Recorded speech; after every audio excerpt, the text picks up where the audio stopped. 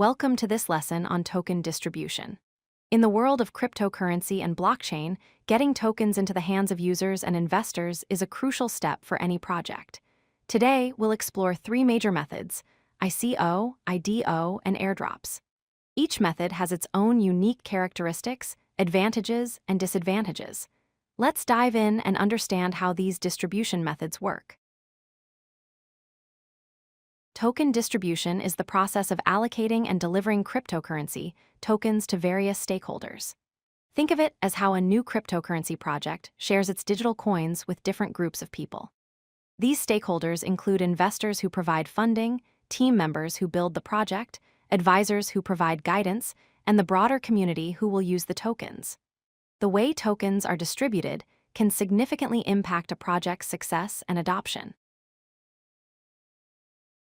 Let's start with ICO, which stands for Initial Coin Offering. An ICO is a fundraising method where cryptocurrency projects sell their tokens directly to investors before the official launch. It's similar to how traditional companies raise money through initial public offerings, but in the crypto world.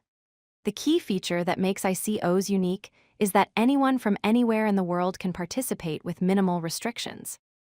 There's no need for accreditation or special permissions, making it highly accessible to retail investors. ICOs come with both advantages and disadvantages.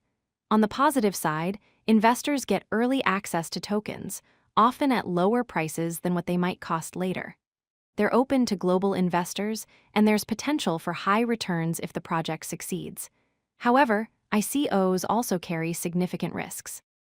There's a high risk of scams and fraudulent projects, limited regulatory oversight to protect investors, and no guarantee that the project will actually succeed or deliver on its promises. Due diligence is extremely important when considering ICO investments. Next, we have IDO, which stands for Initial Decentralized Exchange Offering. An IDO is a token sale conducted on a decentralized exchange platform, also known as a DEX. Unlike ICOs that happen on a project's own website, IDOs take place directly on these decentralized trading platforms. The key feature that sets IDOs apart is immediate liquidity. As soon as the IDO launches, investors can start trading the tokens right away on the decentralized exchange.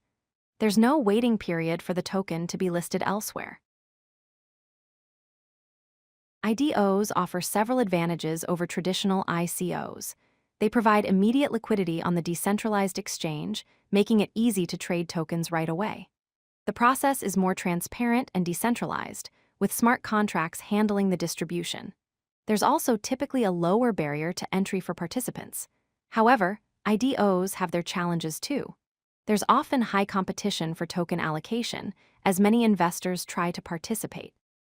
Gas fees, which are transaction costs on the blockchain, can be expensive during popular IDOs. Additionally, there's a potential risk of front-running bots that try to get ahead of regular investors. Finally, let's talk about airdrops. An airdrop is the free distribution of tokens to wallet addresses, often used for promotional or reward purposes. Projects use airdrops to build awareness, reward loyal community members, or encourage people to try their platform. The key feature of airdrops is that they require no payment. Tokens are distributed for free based on specific criteria set by the project. These criteria might include holding certain tokens, being an early user of a platform, or completing simple tasks like joining social media channels.